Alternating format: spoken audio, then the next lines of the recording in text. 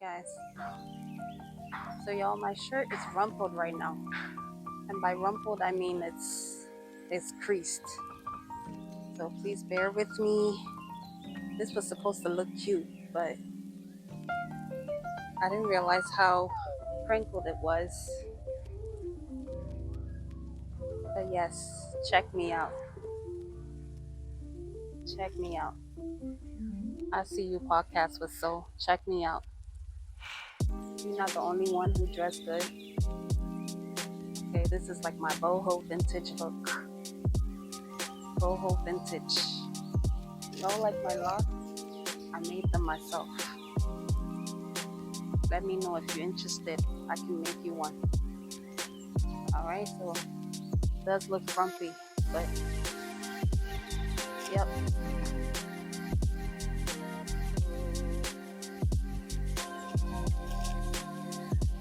That's not what this podcast is about.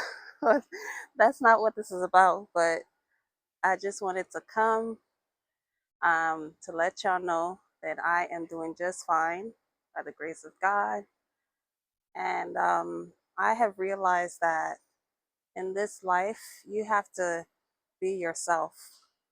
You have to believe in yourself. You know, you can't rely on what people think about you. You can't even, don't even bother to ask them because you already know, most of the time, you already know who supports you and who doesn't, you know? And so for you to beg for them to recognize you is just like, you know, reaching down into the gutters, as harsh as that sounds, you know? So anyway, I came because I actually have a word for Mr. Sean Combs. I want to encourage him because I know that right now people are doing the most, you know.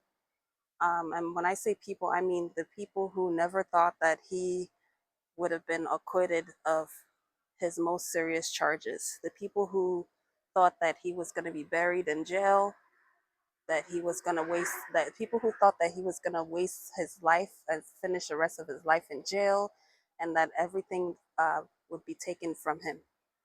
You guys have already lost, okay? Because that did not happen. And I also want y'all to know that it's not going to happen, okay?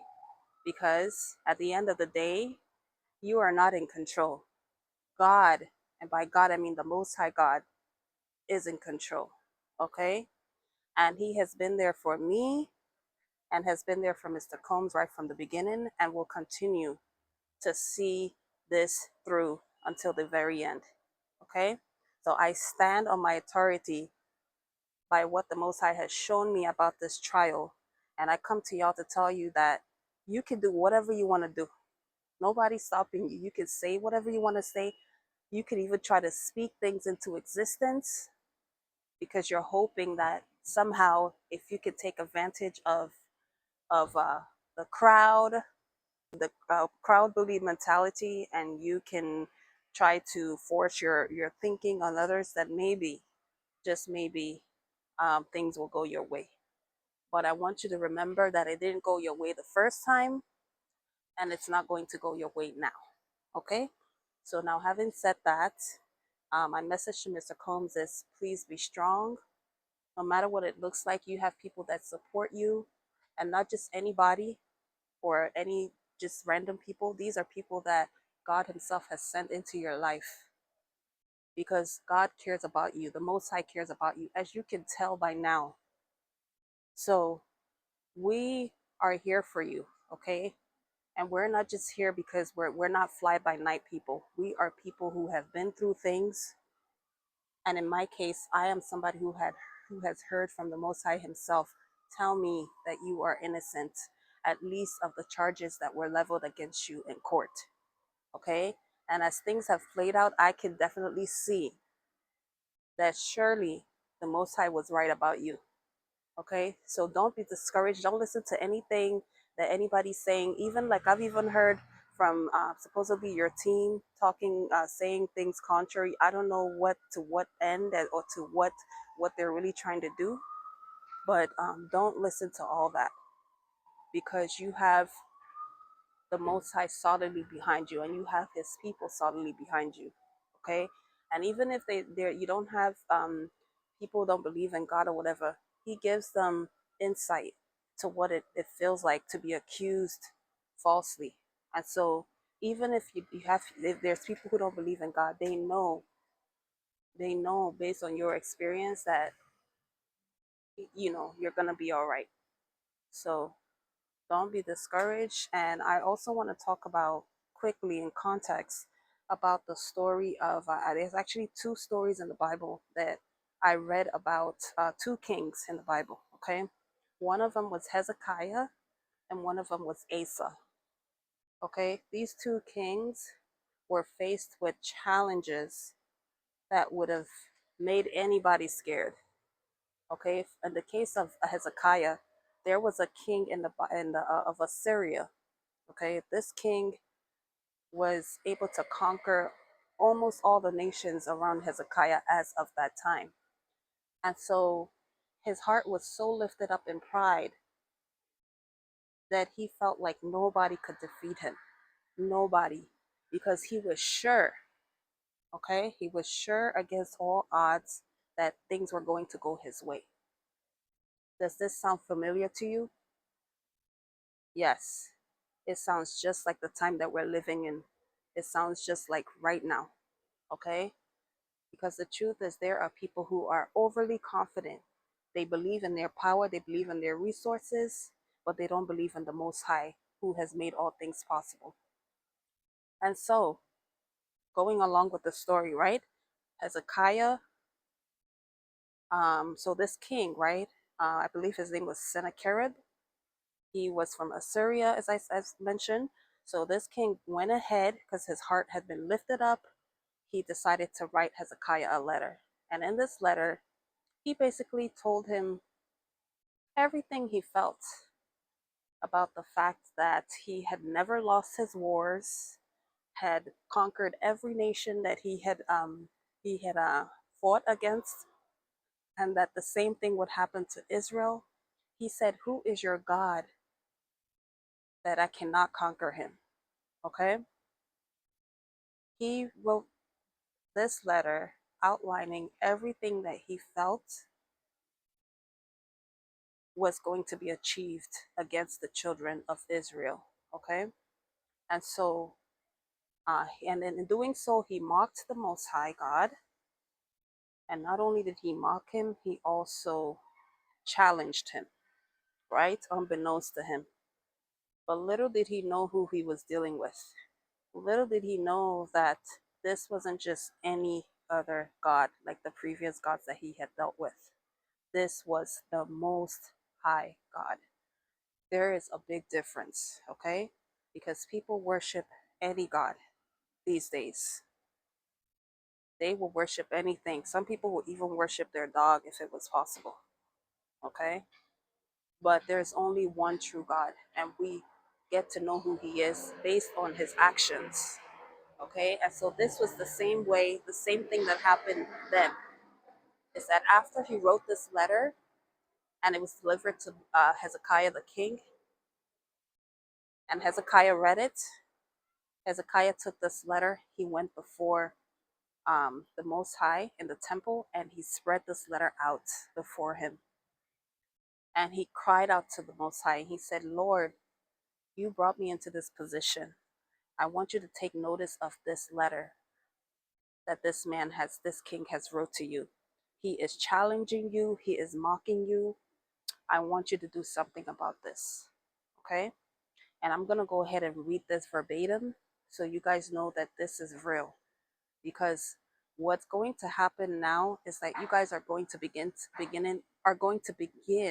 to see a manifestation of the Most High God. You're going to begin to see another side of Him. All of you people who think that this is a joke because you have been doing this to other people and you've been getting away with it, you're going to begin to find out that as much as He is loving and forgiving, He also has another side that you do not want to get to know. And that other side is a side that's going to do and repeat what was done to the armies of Assyria after they challenged the Most High God through Hezekiah. Okay, so I'm going to go ahead and read this letter, and y'all can make of it what you want. All right, give me 1 minute.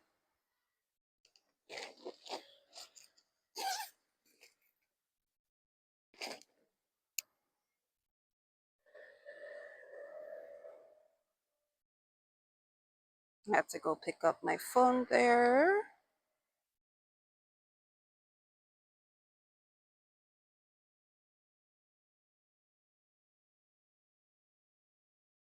Okay, and this is what Hezekiah said unto the Most High God. He said, O Lord God of Israel, which dwellest between the cherubims, thou art the God, even thou alone of all the kingdoms of the earth.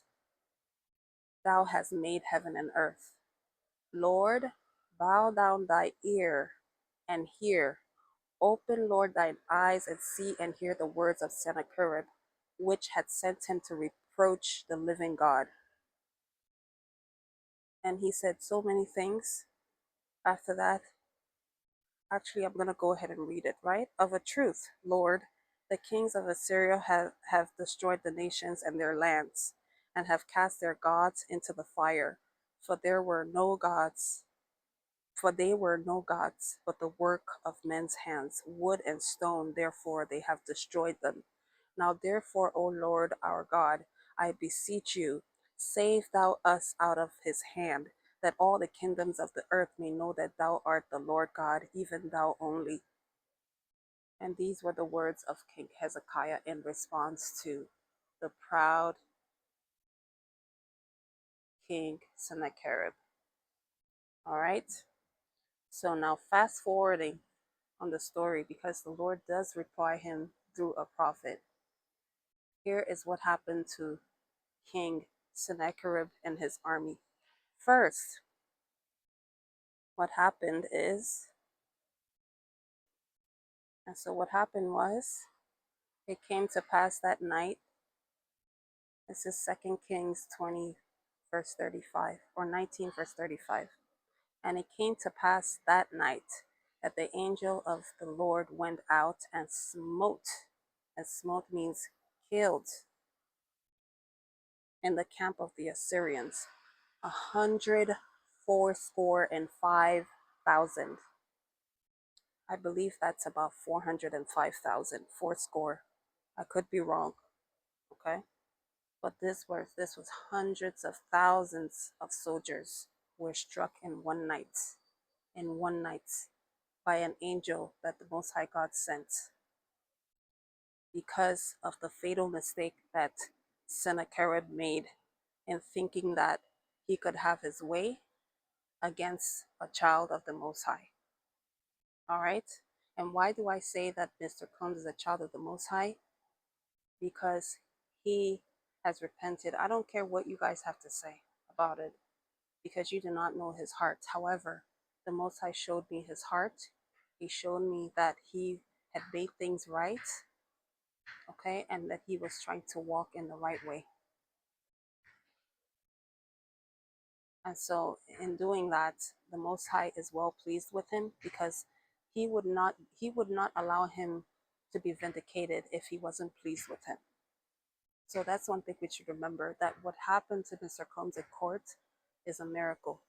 It's not something that was just like all due to his lawyers. I know that he has fantastic lawyers.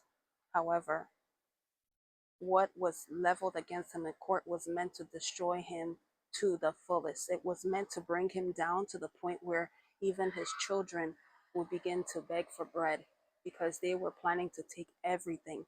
And that's why you had a lot of people who were confidently saying whatever they wanted to say against this man, because they were new and were hoping that the time would come where they would take everything. Okay? But the Most High proved them wrong, and of that fact they still cannot accept. But guess what? You're gonna have to accept it. Oh yes, you're gonna have to accept it, because it's not ended yet. Okay, now going on to the second story in the Bible. Oh, and mind you, about that Sennacherib king, after that happened, he let's see, And it came to, this was after the soldiers were killed. Um, and so it said that when the kings and his people, when they arose early in the morning, behold, all they saw were dead corpses of all their soldiers, every last one of them dead. Okay? And so he, the king of Assyria, Sennacherib, departed and went and returned and dwelt at Nineveh. And it came to pass as he was worshiping in the house of Nisroch, his god. Okay, now this was a king who had just witnessed the slaughtering of all his army. It didn't shake him. It didn't shake him. To question what kind of a God would do such, because I'm sure that he had never seen that in his entire life. But it's still, he was still pushed to still go to the house of his God to worship him there, because maybe somehow in his mind he was thinking that his God was still going to deliver him. But guess what happens? As he was worshiping there, his two sons, he had two sons, Adramelech and Sharazah, they smote him with the sword. So his sons met him while he was there worshiping his God, and they killed him and left him there and escaped into the land of Armenia. This is what verse 37 says. Okay? And after that, one of his other sons reigned in his place. And that was the end of Sennacherib. Now, going on to the second story of another king in the Bible who challenged the will of the Most High and his people. This is what happened to them. Now, this is found in 2 Chronicles 14, verses 9 through 15. And this was the story of Zerah. He was the Ethiopian who went to war against Asa. Now, Asa was the king in Israel, okay? And the Zerah of a person was the king of the Ethiopians, the Ethiopian army as of that time. Now, get this. This army was a million, 1,000,000 plus 300,000, no, 300 chariots as far as Maresha. You guys, 1,300,000. Can you imagine how big of an army that is? This is literally, some countries are not even, this is a country, okay? This is a state, even. This is humongous. This man, Zerah, gathered all these people. And this tells you, you guys, that popular opinion is not always the right opinion. So for all you guys that are supporting evil blindly, when you know in your heart that injustice is being done against this man, you guys don't have any proof that this man has done anything, and yet you're supporting evil, this is the story for you. Because you have 1,000,000 people supporting evil, okay? They rose up to fight Asa. And again, Asa went to the Most High God and he prayed to him and he said, "Oh God, you aren't impressed by numbers or intimidated by a show of force. Once you decide to help, this is how he is. And this is what I know for a fact, that he is not intimidated by anybody. And why should he? He created them, right? Numbers do not intimidate him." So he goes on to say, "Help us, O God. We have come out to meet this huge army because we trust in you and who you are. Don't let mere mortals stand against you." Right? Now, mind you, the army of the Israel of Judah. I believe Asa was of Judah king, which was an offshoot of Israel. There were two kings then back then. One was of Israel and one was of Judah. So now, after Asa said this prayer, oh, I wanted to mention that this army that Asa had was, I want to say maybe roughly 100,000. Um, I don't have my Bible here with me, but I believe it was around 100,000, right? Um, Do you know that God defeated all those Ethiopians before Asa and Judah, to the point where the Ethiopians ran for their lives, and Asa and his men chased them as far as Gerar. So many of them were killed that there was no fight left anymore. It was a complete massacre before the Most High God and before Judah and the troops, right? The troops of Judah.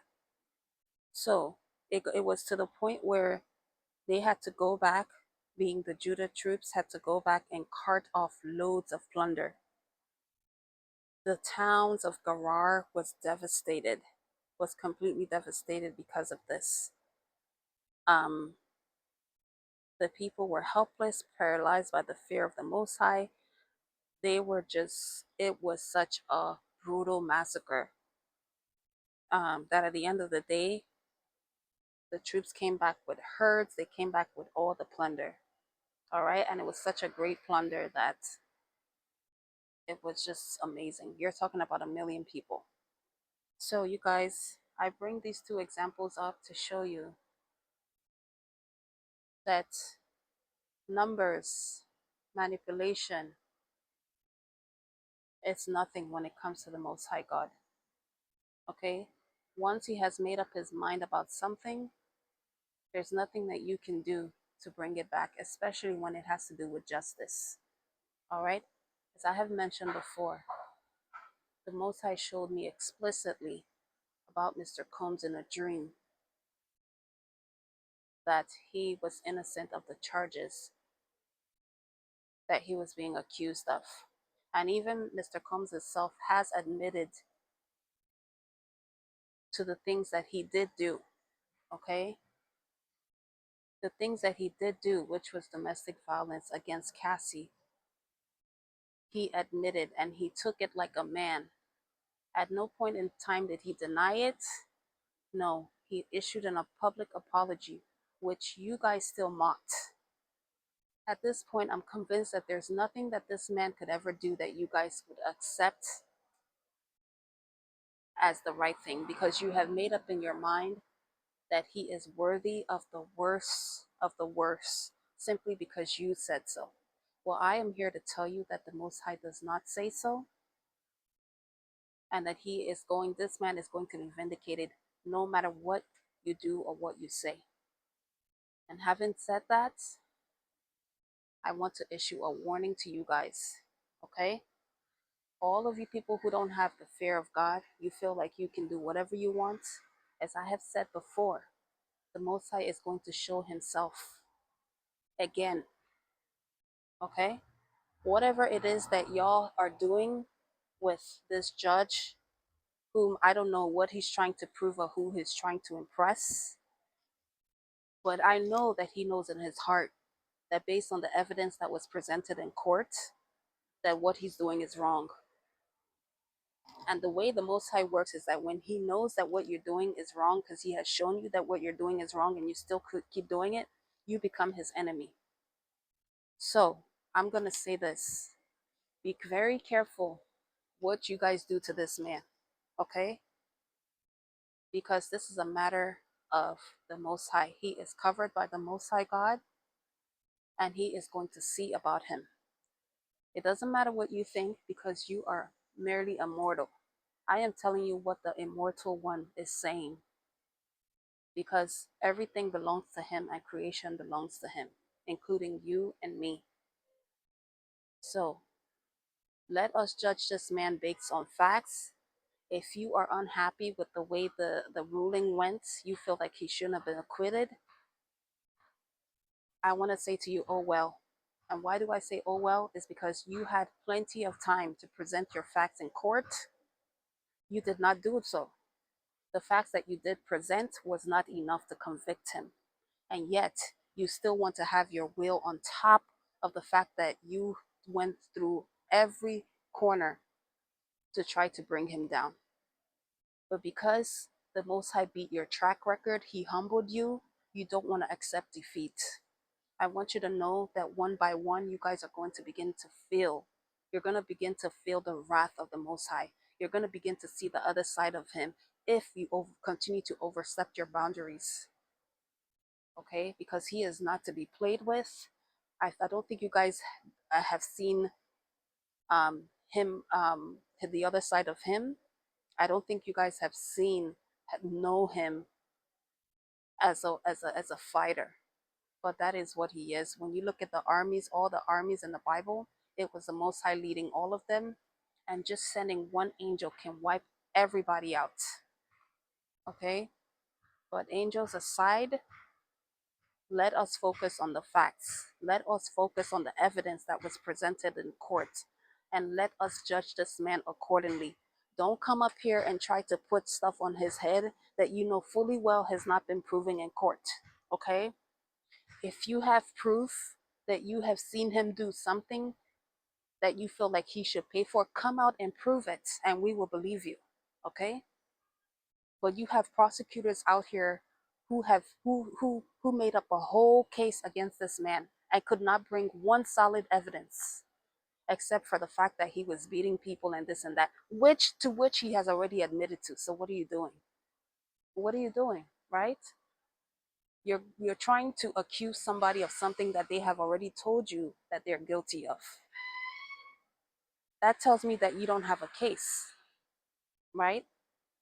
So anyway, you guys, on my next video, I'm going to be I'm going to go more in depth into what exactly the Mann Act is and why it's not going to apply to Mr. Combs. Okay? Because we do know that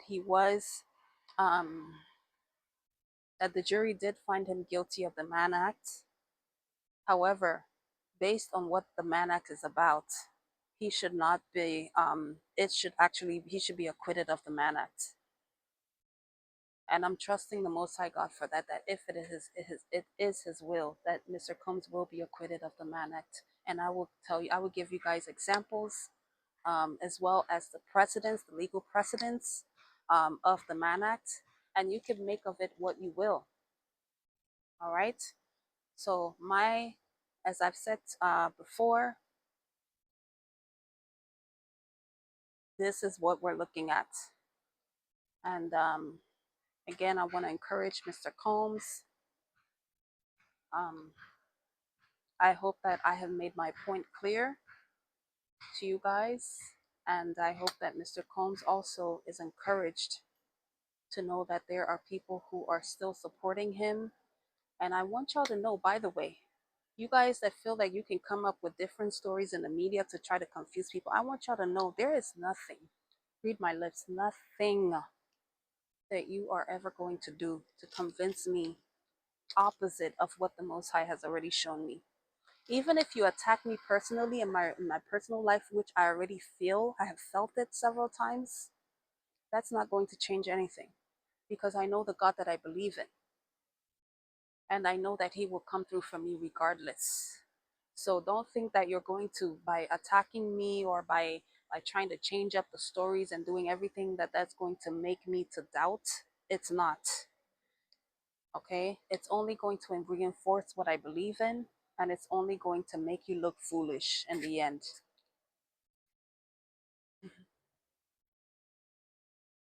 And that's all I have for you guys.